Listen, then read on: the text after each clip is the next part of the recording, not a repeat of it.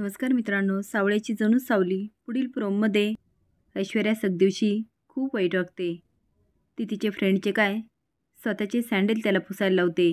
हे बघून सावलीला खूप वाईट वाटतं. तिच्या डोळ्यातून घळाघळ पाणी वाहत असतं. पण ऐश्वर्या काय एवढ्यावर शांत बसत नाही. सावली आणि सगदेवची खूप इज्जत काढते. रात्री बंगल्याच्या बाहेर अमृता, सगदेव आणि सावली असतात. तो हात जोडतो आणि म्हणतो, साऊ मला माफ कर. माझ्यामुळे तुला खूप ऐकावं लागलं. पण काय करणार, पैशाची खूप चणक आहे. मी काम शोधण्याचा खूप प्रयत्न केला, पण मला कामच मिळाना. त्यात ऐश्वर्या मॅडमने मला काम दिलं आणि मी घरासाठी लगेच तयार झालो. खरं सांगू का साऊ, आपल्या हातात काही नसतं. जे काय असतं ते विठ्ठलाच्या हातात. त्याच्या जे मनात असेल ना तेच होणार. त्याने आपल्यासाठी काहीतरी ठरवून ठेवलं असणार.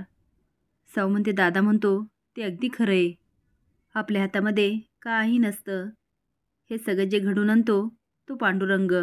मला विश्वास आहे ह्या सगळ्यातून नक्कीच काहीतरी चांगलं घडेल. हे बोलता बोलता ती खूप रडत असते.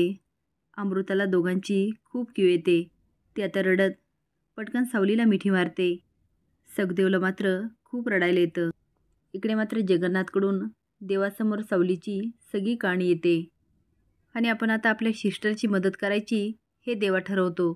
जगन्नाथच्या बोलण्यावर सारंग विचार करत असतो. मनात म्हणतो, जगन्नाथला किती विरोध केला तरी तो जो काय बोलतो ते अगदी खरं आहे. सावली खूप प्रामाणिक आणि निर्मळ मुलगी आहे. ती माझ्या आयुष्यात आल्यापासून माझं आयुष्य एक वेगळ्याच दिशेला लागलं. आता सारंग सावलीबद्दल खूप चांगला विचार करत असतो. त्यातून असं दिसतं की तो सावलीवर नकळत प्रेम करायला लागतो. तुम्हाला काय वाटतं, हे ऐश्वर्याचा माज उतरायलाच हवा का? हे कमेंट बॉक्समध्ये नक्की सांगा. नवीन अपडेट जाण्यासाठी लाईक आणि सबस्क्राईब करा. धन्यवाद.